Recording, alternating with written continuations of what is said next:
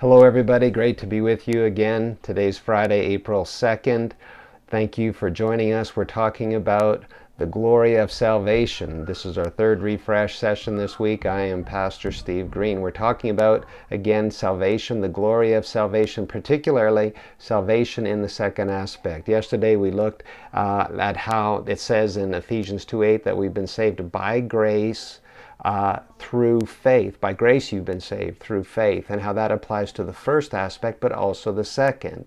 So as we step out in faith to do the Word of God, any instruction that He gives us, as we step out in faith to do that, grace will take hold together with us. We might need to learn how to flow with grace, learn how to recognize it, learn how to work with it, but grace will step out, or as we step out, grace will hook up with us and then empower us and enable us, make it possible for us to carry through the instruction of obedience. And this produces salvation, in particular the salvation of our soul. And we listed a number of different benefits there: love, joy, peace, long-suffering, gentleness, goodness, patience, meekness, self-control. It revolutionizes how our soul works, how our mind and our emotions work. This is salvation in the second aspect. Other benefits that come with it as well.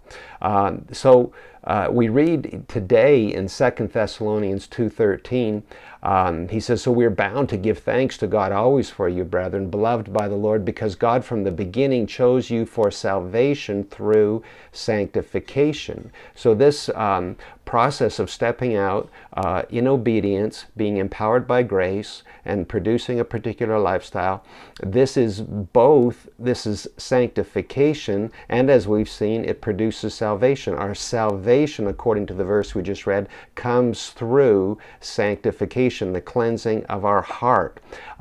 In 1 Thessalonians 2 and verse 12, how does sanctification happen? "And may the Lord make you increase and abound in love to one another." This would be doing the Word of God. "And to all, just as we do to you, so that He may establish your hearts blameless in holiness."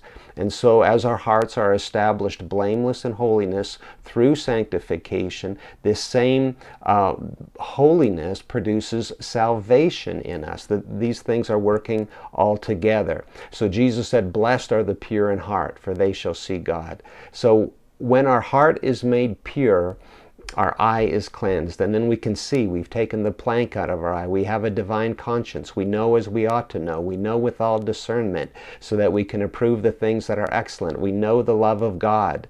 We practically experience it. We know the truth. We know that we're in Him. We have our senses exercised to discern both good and evil. We can live successfully. This is sanctification. This is salvation.